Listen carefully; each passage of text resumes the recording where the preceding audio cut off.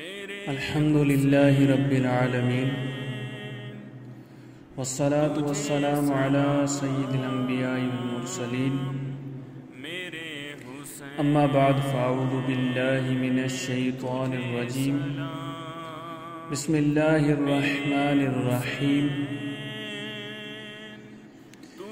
اتباع اہل بیت پاک کر سکتے نہیں، عشق کا دعویٰ ہے تقلید کر سکتے نہیں۔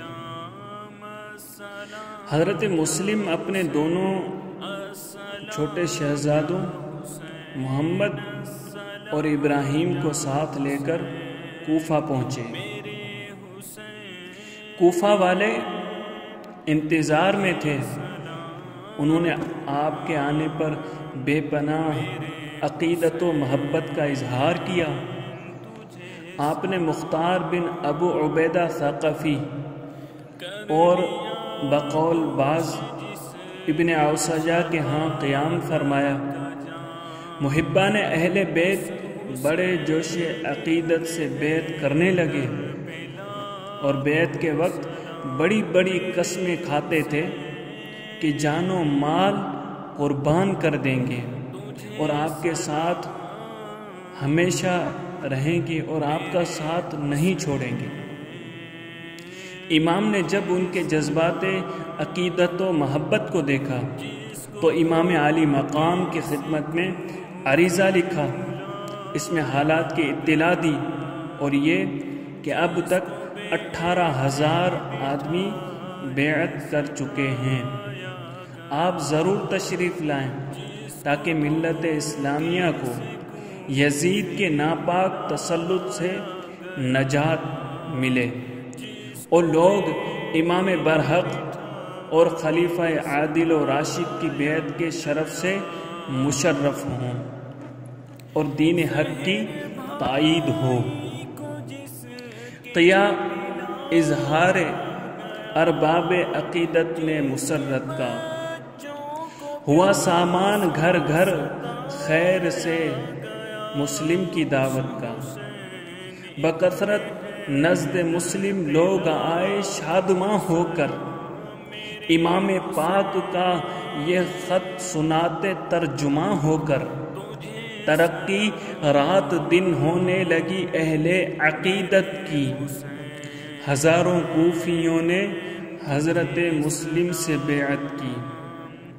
موافق جب فضائے کوفہ مسلم کو نظر آئی، جماعت لڑنے مرنے کے لیے بھی مستعد پائی، لکھے حالات سب مسلم نے فرزند پیمبر کو، بلایا جانب کوفہ حسین و آل حیدر کو۔ حضرت مسلم کے آنے کا چرچا اہل کوفہ کا جوش عقیدت سے بیعت کرنا اور دن بدن ان کے جوش میں اضافہ دیکھ کر یزید کے حامیوں عبداللہ بن مسلم اور عمارہ بن ولید نے یزید کو اطلاع کر دی کہ امام حسین کی طرف سے مسلم بن عقیل کوفہ میں آ گئے ہیں اور ہزاروں کی تعداد میں لوگ ان کے ہاتھ پر بیعت کر چکے ہیں، اور نعمان بن بشیر گورنر کوفہ نے ان کے خلاف اب تک کوئی خاص کارروائی نہیں کی اور نہ ہی وہ کوئی انسدادی تدابیر عمل میں لائے ہیں، لہذا اگر سلطنت کی بقا منظور ہے تو فوراً اس کا تدارک کیا جائے اور سخت قدم اٹھایا جائے، ورنہ فی الحال عراق ہاتھ سے جا رہا ہے۔ یہ اطلاع پاتے ہی یزید سخت غضبناک ہوا اور اپنے خاص دوستوں سے مشورہ کیا۔ انہوں نے کہا کہ فوراً کسی سخت ترین آدمی کو مقرر کیا جائے جو کسی کا لحاظ اور پرواہ نہ کرے، اور وہ عبید اللہ ابن زیاد ہے۔ چنانچہ یزید نے حضرت نعمان بن بشیر گورنر کوفہ کو معزول کر دیا اور ان کی جگہ ابن زیاد کو، جو ان دنوں بصرہ کا گورنر تھا، مقرر کر دیا اور اس کو حکم دیا کہ فوراً کوفہ جائے اور مسلم کو گرفتار کر لے اور ملک بدر کر دے، اور اگر وہ اس میں مزاحمت کریں تو قتل کر دیں، اور بیعت کرنے والوں کو ڈرائے دھمکائے کہ وہ باز آ جائیں، ورنہ ان کو بھی ختم کر دے، اور حسین آئیں تو ان سے بھی میری بیعت طلب کرے، اگر وہ بیعت کر لیں تو بہتر، ورنہ ان کو بھی قتل کر دے۔ ابن زیاد کو یزید کا یہ حکم نامہ بصرہ میں ملا۔ اتفاق سے اسی دن امام عالی مقام کی جانب سے ایک قاصد اہل بصرہ کے نام آپ کا ایک خط لایا تھا، کیونکہ اہل بصرہ بھی آپ کی طرف مائل تھے۔ آپ نے اس خط میں اہل بصرہ کو لکھا تھا، میں نے اپنا قاصد تمہارے پاس یہ مکتوب دے کر بھیجا ہے، اور میں تمہیں کتاب اللہ اور اس کے نبی صلی اللہ علیہ وسلم کی سنت کی طرف بلاتا ہوں، اس لیے کہ سنت مٹا دی گئی ہے اور بدعت کو زندہ کیا گیا ہے۔ اگر تم لوگ میری بات سنو گے اور مانو گے تو میں تمہیں راہ ہدایت پر چلاؤں گا۔ والسلام علیکم ورحمۃ اللہ۔ اشراف بصرہ نے اس خط کو پڑھا اور اس کو پوشیدہ رکھا، مگر مندر ابن جارود کو یہ اندیشہ اور گمان ہوا کہ یہ قاصد کہیں ابن زیاد کا جاسوس نہ ہو، اور اس نے امتحاناً اشراف بصرہ کے پاس بھیجا ہوا وہ خط اور قاصد کو لے کر ابن زیاد کے پاس آیا اور اس کو خط بھی دکھایا۔ ابن زیاد نے اسی وقت امام کے قاصد کو گرفتار کر کے قتل کروا دیا اور جامع بصرہ میں لوگوں کے سامنے سخت تہدید آمیز تقریر کی۔ اما بعد، امیر المؤمنین نے مجھے بصرہ کے ساتھ کوفہ کی حکومت بھی عطا فرمائی ہے، اس لیے میں کوفہ جا رہا ہوں۔ میری غیر موجودگی میں میرا بھائی عثمان بن زیاد میرا نائب ہوگا۔ تم لوگ اختلاف اور بغاوت سے اجتناب کرو، ورنہ خدا کی قسم جس شخص کے متعلق بھی مجھے معلوم ہوگا کہ وہ اختلاف اور بغاوت میں حصہ لے رہا ہے، اس کو اور اس کے سب حامیوں اور دوستوں کو بھی نہیں چھوڑوں گا۔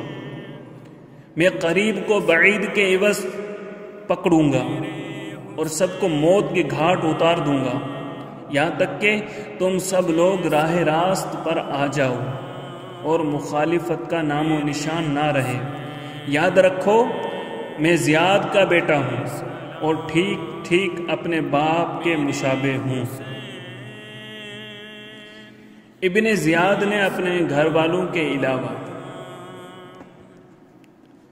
500 آدمی اپنے ساتھ لیے اور بصرہ سے چلا۔ ان میں سے کچھ راستے ہی میں ٹھہر گئے، مگر اس نے ان کی کچھ پرواہ نہ کی اور برابر چلتا رہا۔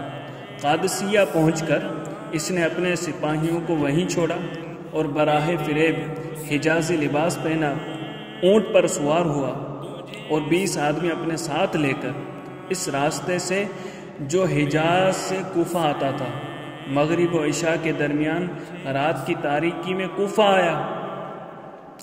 اس مکر و فریب سے اس کا مطلب یہ تھا کہ اس وقت کوفیوں میں بہت جوش ہے، یزید کے خلاف ایک لہر دوڑی ہوئی ہے، ایسے طور پر داخل ہونا چاہیے کہ لوگ نہ پہچانیں بلکہ یہ سمجھیں کہ امام حسین تشریف لے آئے ہیں، اور وہ اس طرح امن و عافیت کے ساتھ کوفہ میں داخل ہو جائے۔ نیز لوگوں کے جذبات کا بھی پتہ چل جائے گا اور یہ بھی معلوم ہوگا کہ زیادہ کون لوگ پیش ہیں۔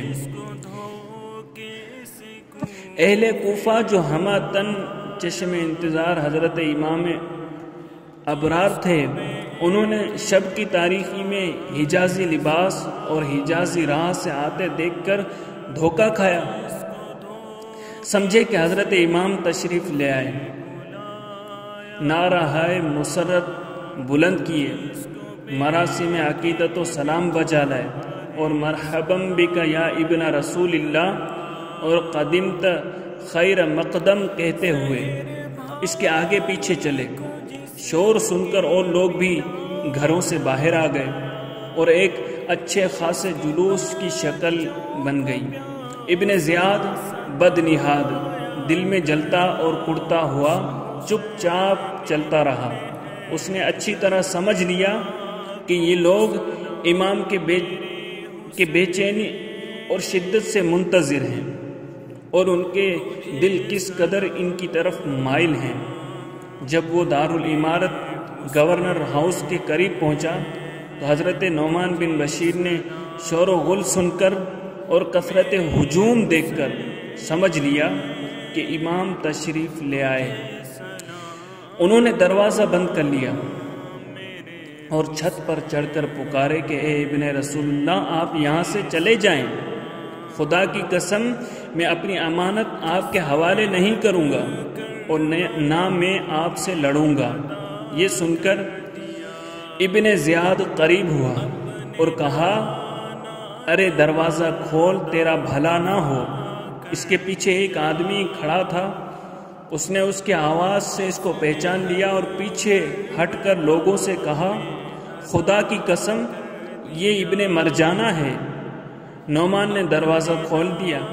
ابن زیاد نے قصر عمارت میں داخل ہو کر دروازہ بند کر لیا اور لوگ بڑے افسوس اور مایوسی کے ساتھ منتشر ہو گئے۔ رات گزار کر صبح ابن زیاد نے لوگوں کو جمع کیا اور ان کے سامنے یہ تقریر کی، امیر المؤمنین یزید نے مجھے کوفہ کا گورنر مقرر کیا ہے اور مجھے حکم دیا ہے کہ میں مظلوم کے ساتھ انصاف کروں اور مطیع و فرما بردار کے ساتھ احسان کروں اور نافرمانوں کے ساتھ سختی کروں۔ میں اس حکم کی سختی سے پابندی کروں گا۔ جو شخص مطیع و فرما بردار ہے اس کے ساتھ شفقت سے پیش آؤں گا اور جو شخص نافرمان ہے اس کے لیے میرا چابک اور میری تلوار ہے۔ تمہیں چاہیے تم اپنی خیر مناؤ اور اپنے اوپر رحم کرو۔ اس تقریر کے بعد اس نے مشاہیر کوفہ کو گرفتار کیا اور ان سب سے کہا کہ تحریری ضمانت دو کہ تم اور تمہارے قبیلے کے لوگ کسی مخالف کو اپنے ہاں پناہ نہیں دیں گے اور نہ کسی قسم کی مخالفانہ سرگرمیوں میں حصہ لیں گے، اور اگر کسی نے کسی مخالف کو پناہ دے رکھی ہے تو وہ اس کو پیش کرے گا، جو لکھ کر دے گا اور اس پر پابندی کرے گا وہ بری ہو جائے گا، اور جو ایسا نہیں کرے گا اس کا مال و جان دونوں ہم پر حلال ہوں گے۔ ہم اس کو قتل کر کے اس کے دروازے پر لٹکا دیں گے اور اس کے تمام متعلقین کو بھی نہیں چھوڑیں گے۔ ابن زیاد کے آنے اور ڈرانے دھمکانے سے اہل کوفہ گھبرا گئے اور خوف زدہ ہو گئے اور ان کے خیالات میں تبدیلی آنے لگی۔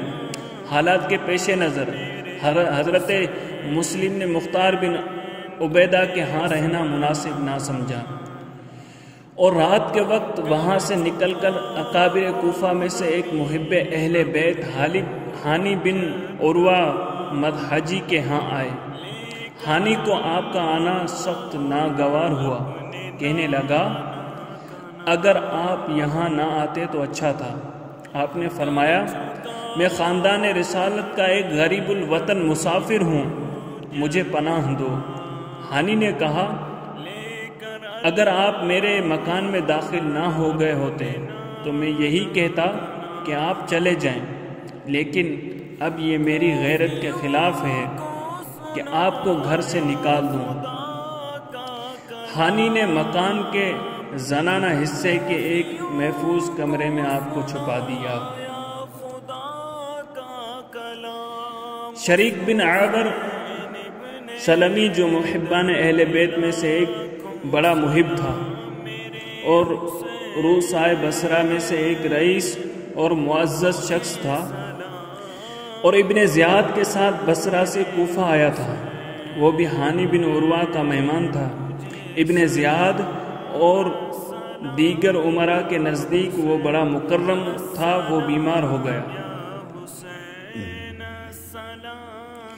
ابن زیاد نے اس کو پیغام بھیجا کہ میں شام کو تمہاری عیادت کو آؤں گا۔ شریک نے حضرت مسلم سے کہا کہ اگر میں آپ کو ابن زیاد کے قتل کا موقع فراہم کر دوں تو آپ اسے قتل کر دیں گے؟ آپ نے فرمایا ہاں۔ شریک نے کہا وہ مردود آج شام کو میری عیادت کے لیے آ رہا ہے، آپ تلوار ہاتھ میں لے کر چھپ کر بیٹھ جائیں، اور جب میں کہوں مجھے پانی پلاؤ تو آپ ایک دم اس پر وار کر کے اس کا کام تمام کر دینا، پھر بڑی آسانی کے ساتھ دارالامارت اور کوفہ پر قبضہ ہو جائے گا، اور اگر میرا مرض اچھا ہو گیا تو بصرہ جا کر آپ کے لیے وہاں کا سب انتظام میں کر لوں گا۔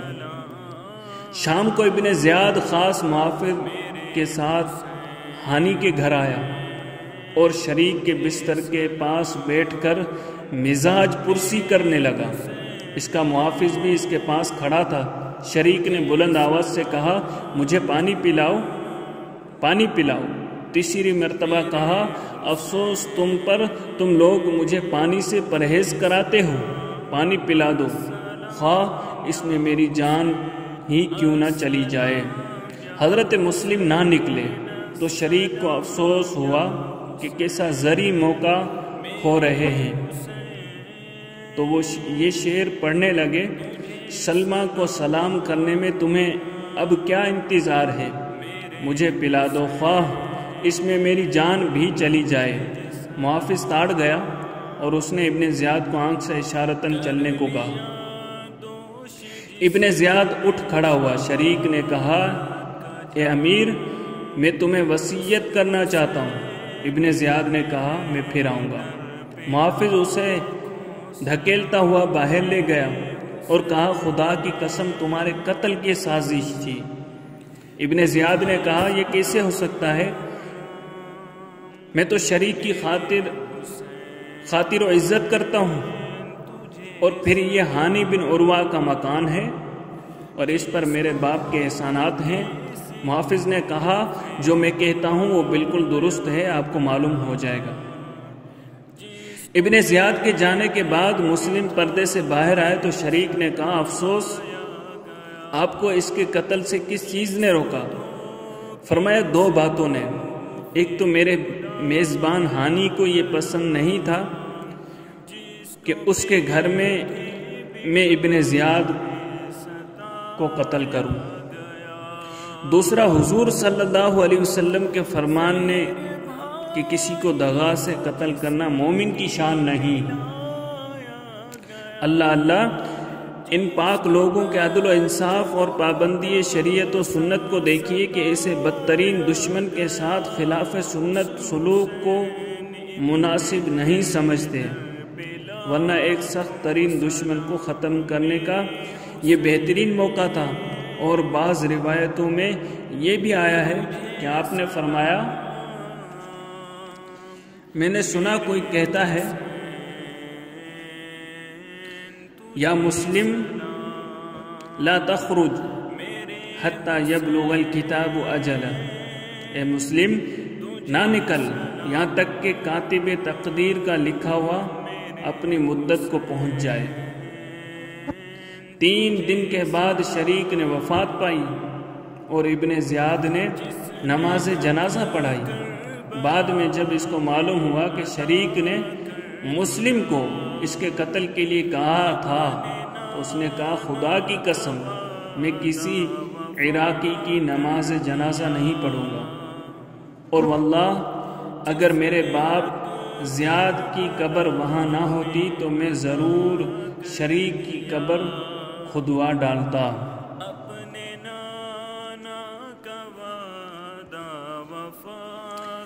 حضرت مسلم ہانی کے گھر میں چھپے ہوئے تھے اور معتقدین وہاں بھی خفیہ طور پر ملاقات کے لیے آتے جاتے تھے اور بیعت کا سلسلہ جاری تھا۔ بعض روایتوں میں آتا ہے کہ 40,000 افراد نے بیعت کر لی تھی۔ ادھر ابن زیاد برابر اس تجسس میں تھا کہ پتہ چلے کس نے اس کو پناہ دے رکھی ہے، اور ہانی پر اس کو شبہ تک بھی نہیں تھا۔ آخر اس نے اپنے غلام معقل کو اس کام پر مامور کیا اور اس کو 3,000 درہم دے کر سراغ لگانے کے طریقے سمجھا دیے۔ اس قسم کے راز معلوم کرنے کے لیے بہترین مقامات مسجدیں ہوتی ہیں، کیونکہ مسجدوں میں ہر قسم کے لوگ آتے ہیں۔ چنانچہ وہ غلام بھی سیدھا جامع مسجد میں پہنچا اور بیٹھا رہا۔ اس نے دیکھا کہ ایک صاحب مسلسل نماز پڑھ رہے ہیں۔ یہ مسلم بن اوسجا اسدی تھے۔ جب آپ نماز سے فارغ ہوئے تو وہ غلام آپ کے پاس گیا اور کہنے لگا، میں ایک شامی غلام ہوں اور محب اہل بیت ہوں، میرے پاس یہ 3,000 درہم ہیں۔ میں نے سنا ہے کہ خاندان رسالت کے ایک صاحب یہاں آئے ہوئے ہیں اور لوگوں نے فرزند رسول سیدنا امام حسین علیہ السلام کی بیعت لیتے ہیں۔ میں ان کی خدمت میں یہ رقم بطور نذرانہ عقیدت پیش کرنا چاہتا ہوں تاکہ وہ اس کو کسی کار خیر میں صرف کریں، اور مجھے معلوم نہیں کہ وہ حضرت کہاں ٹھہرے ہوئے ہیں۔ مسلم بن اوسجا نے کہا، مسجد میں اور لوگ بھی تھے، تم نے ان سے کیوں نہیں پوچھا؟ کہا، اس نے کہا، آپ کے چہرے پر خیر و برکت کے آثار نمایاں تھے، کیا آپ یقیناً ان کے دوستوں میں سے ہیں؟ اس لیے میں نے آپ سے پوچھا۔ خدا را آپ مجھے اس سعادت سے محروم نہ کریں اور ان کا پتہ ضرور بتائیں۔ غرض مسلم بن اوسجا پر اس کی پرفریب گفتگو اثر کر گئی اور انہوں نے یقین کر لیا کہ یہ واقعی اہل بیت کا محب و معتقد ہے۔ دوسرے دن وہ اس کو حضرت مسلم کے پاس لے گئے اور اس کی عقیدت مندی کی خود توثیق بھی کر دی۔ اس نے 3,000 درہم نظر پیش کر کے بیعت کی۔